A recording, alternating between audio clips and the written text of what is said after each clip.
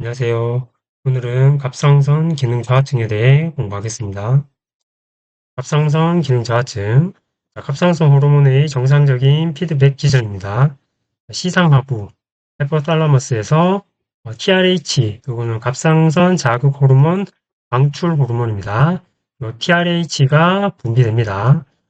그럼 이 TRH는 뇌하수체를 자극해서 TSH, 갑상선 자극 호르몬을 분비하게 됩니다. TSH는 갑상선을 자극해서 갑상선 호르몬인 T3, T4라고 얘기하는데 요거를 생성하고 분비하게 됩니다. 이것이 정상적인 갑상선 호르몬 분비 과정입니다. 혈액 내에 T3, T4 갑상선 호르몬 농도가 충분히 높아지게 되면 시상하부와 뇌하수체에서 TRH 그리고 TSH의 분비를 억제하게 됩니다. 이 피드백 덕분에 우리 몸은 필요한 만큼의 갑상선 호르몬을 일정하게 유지할 수 있게 됩니다. 갑상선 호르몬은 거의 모든 신체 세포에 영향을 미쳐서 에너지 생산, 단백질 합성, 지방 대사, 열 생산, 심박수 조절, 신경 발달 등 다양한 생리적 과정에 관여하는데 호르몬이 부족하게 되면 이러한 과정들이 전반적으로 느려지거나 저하됩니다. 원인을 보겠습니다. 첫 번째 원인, 원발성 갑상선 기능 저하증, 프라이머리, 이거는 1차성이라고 합니다. 갑상선 자체의 문제로 호르몬 생산이 감소하는 경우입니다. 가장 흔한 원인이 하시모토 갑상선염 또는 만성 갑상선염이라고 합니다. 이거는 약 70에서 90% 이상을 차지합니다. 면역 체계가 갑상선을 외부의 적으로 잘못 인식해서 공격하는 자가 면역 질환이 되겠습니다. 원인은 정확하게 밝혀지지 않았고 유전과 환경이 복합작용해서 발생하는 것으로 추정하고 있습니다. 갑상선 기능 저하증의 가장 흔한 원인은 하시모토 갑상선염이게 되는데 이거는 자가 면역 질환이고 정확한 원인은 밝혀지지 않았다 하시면 됩니다. 두 번째로 많은 비율을 차지하는 것이 약 5에서 25%인데 의인성 갑상선 기능 저하증 이거는 의료적으로 치료를 받다가 발생한 경우입니다. 갑상선 절제술을 한 경우 갑상선 호르몬이 부족하겠죠. 방사선 요오드 치료를 하는 경우 갑상선 기능 항진증이나 갑상선암 치료를 위해서 방사선 요오드를 사용해서 갑상선 세포를 의도적으로 파괴하게 됩니다. 그러면 갑상선 호르몬이 분비가 안 되겠죠. 외부 방사선 치료, 머리나 목 부위에 다른 암 치료를 위해서 방사선 치료를 받았을 경우에 갑상선 손상으로 기능이 저하되게 되겠죠. 이런 의료적인 치료 과정에서 생기는 거, 이게 의인성 갑상선 기능 저하증이고 5에서 25%를 차지합니다. 세 번째는 요오드 결핍입니다. 전 세계적으로 약 5에서 10%가 에 해당하는데 요오드는 갑상선 호르몬의 필수 구성 성분이기 때문에 식단에서 요오드 섭취가 극도로 부족한 지역에서는 갑상선 기능 저하증의 중요한 원인이 될 수 있습니다. 한국처럼 해산물 섭취가 많은 국가에서는 흔하지 않습니다. 네 번째 원인은 선천성 갑상선 기능 저하증입니다. 이건 다른 말로 크레틴병이라고도 하는데 1에서 2% 미만이고 신생아 선별 검사를 통해서 조기에 발견할 수 있습니다. 태어날 때부터 갑상선이 없거나 기능이 저하된 경우로 태아기 및 생후 초기, 특히 처음 2, 3년 동안에 뇌가 폭발적으로 성장하고 신경회로가 형성되는 결정적인 시기인데 이때 갑상선 호르몬이 부족하게 되면 뇌 발달이 심각하게 저해되어서 영구적인 지적 장애, 정신지체, 성장 지연, 신경학적인 문제를 초래할 수 있습니다. 선천적인 원인에 의해서 갑상선 기능 저하증이 생기기도 합니다. 이를 크레틴병이라고 합니다. 다섯 번째, 약물 유발성 갑상선 기능 저하증 1% 미만으로 양극성 장애를 치료하려면 리튬을 사용하고 부정맥 치료를 위해서 아미오다론, 인터페론이나 항암제를 쓸 경우 일부 약물들은 갑상선 기능을 억제하고 저하증을 유발할 수 있습니다. 이런 원인들에 의해서 갑상선 기능 저하증이 생기게 됩니다. 이게 1차성이고 다음으로 보는 건 2차성, 3차성에 해당하는데 이거는 중추성 갑상선 기능 저하증. 2차성은 뇌하수체, 3차성은 시상하부의 문제로 TSH 분비가 감소하여 갑상선을 자극하지 못하는 경우에 해당합니다. 이 경우는 1% 미만입니다. 매우 드물다고 볼 수 있죠. 뇌하수체 종양이 생기거나 뇌하수체 수술 또는 방사선 치료를 한 경우에 뇌하수체에서 TSH가 분비되지 않겠죠. 이게 분비 안 되니까 자극을 못하니까 갑상선 호르몬이 떨어지겠죠. 그다음에 시상하부에 질환이 있는 경우, 그러면 시상하부에 문제가 있을 경우에는 TRH 분비에 문제가 생기겠죠. 이게 분비가 안 되니까 이걸 자극을 못 하니까 이게 분비가 안 되고 이게 안 나오니까 이것도 분비가 안 되는 겁니다. 그래서 요거의 경우에는 2차성, 여기에 문제가 있는 경우는 3차성이라고 합니다. 이 경우는 1% 미만에 해당하겠습니다. 증상을 보겠습니다. 자, 대사 저하 및 에너지가 부족하게 됩니다. 만성 피로, 무력감을 느끼고 식욕 부진, 체중 증가, 추위 불내성, 그러니까 추위를 심하게 타는 경우입니다. 그리고 피부나 머리카락이 건조하고 손톱이 잘 부러집니다.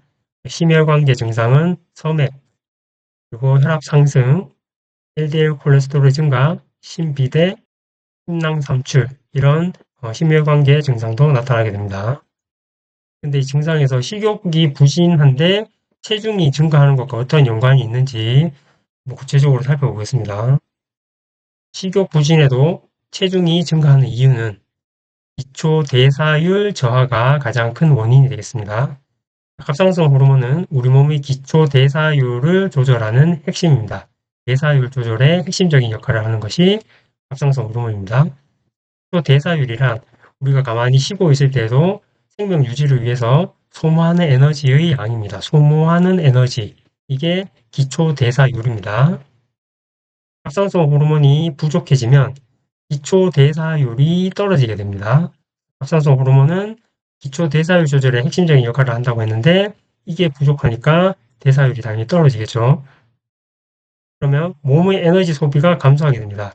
생명 유지를 위해서 소모하는 에너지 양이 기초 대사율이라고 했는데 소모하는 에너지 양이 떨어지니까 몸의 에너지 소비가 감소하게 되죠. 같은 양의 음식을 먹거나 적게 먹어도 에너지를 못 쓰게 되고 남게 됩니다. 이 남은 에너지는 지방으로 축적되기 때문에 체중이 증가하게 됩니다. 그래서 덜 먹어도 살이 찌는 현상이 발생하게 됩니다. 갑상선 기능 저하증에서 식욕이 부진하지만 체중이 증가하는 가장 큰 원인은 기초 대사율 저하 때문이다. 갑상선 호르몬은 기초 대사율을 조절하는 핵심이기 때문에 이게 부족하니까 에너지 소모를 다 하지 못하면서 남게 된 에너지가 지방으로 축적되면서 체중이 증가하게 됩니다. 다음에 수분 저류 및 부종입니다. 갑상선 기능 저하증에서는 점액 수종이라는 특이한 형태의 부종이 흔히 나타나게 됩니다. 자, 호르몬이 부족하면 체내의 단백질 대사에 이상이 생깁니다. 그래서 히알루론산이라는 물질이 피하 조직에 과도하게 축적되게 됩니다. 히알루론산은 물을 끌어당기는 성질이 강하기 때문에 이게 피하 조직에 과도하게 축적되어 있으니까 물을 심하게 끌어당기겠죠. 이걸로 인해서 체내에 수분이 축적되고 부종이 발생하게 됩니다. 특히 얼굴이나 손발이 붓는 증상이 나타나게 됩니다. 네, 활동량이 감소. 갑상선 기능 저하증의 주요 증상이 심한 피로감과 무기력이라고 했습니다. 몸이 쉽게 지치고 기운이 없기 때문에 자연스럽게 신체 활동이 줄어들게 되고 운동이나 활동이 줄어들면 칼로리 소비가 적어짐으로 체중 증가로 이어질 수 있습니다. 활동량 감소, 그다음에 수분 저류 부종, 기초 대사율 저하 이런 원인들 때문에 식욕 부진에도 체중이 증가하게 된다. 다음에 증상에서 추위 불내성이라고 했습니다. 추위를 심하게 탄다고. 체중이 증가하게 되면 지방이 많아지니까 추위를 덜 느낄 것 같은데 얘는 왜 또 추위를 많이 느끼는지 한번 보겠습니다. 지방 축적으로 체중이 증가하면 추위를 덜 느낄 것 같은데 추위 불내성이 생기는 이유는 기초 대사율을 급격한 저하입니다. 열 생산 능력이 상실되기 때문입니다.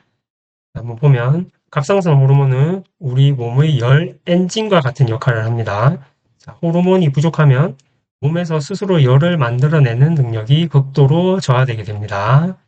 그래서 아무리 두꺼운 단열재, 그러니까 지방이 있다고 하더라도 안에서 열을 전혀 만들지 못하면 결국 온도는 떨어질 수밖에 없기 때문에 추위, 불내성, 추위를 많이 타는 증상이 나타나게 됩니다. 다음에 피부나 머리카락이 건조해지는 이유를 알아보겠습니다. 호르몬은 우리 몸의 신진대사를 조절하며 세포의 성장과 재생에 깊이 관여합니다.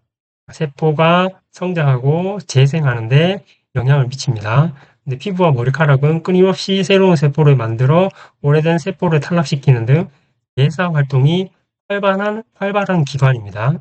근데 이 호르몬이 부족해지니까 세포의 정상적인 대사 과정이 느려지면서 피부와 머리카락에 건조 문제가 발생하게 됩니다. 심혈관계 증상에서 서맥이 나타난다고 그랬죠. 서맥은 천천히 뛰는 거잖아요. 천천히 뛰는데 왜 혈압은 또 상승하는지 이거의 관계에 대해서 한번 알아보겠습니다. 갑상선 기능 저하 중에서 혈압이 상승하는 이유에 대해서 알아보겠습니다. 첫째, 말초혈관 저항이 증가하기 때문입니다. 갑상선 호르몬은 혈관을 이완시키는 역할을 합니다. 근데 호르몬이 부족하니까 혈관벽이 수축하고 경직되면서 말초혈관 저항이 증가하게 됩니다. 그래서 혈압이 상승하게 됩니다. 수분 및 나트륨 저류.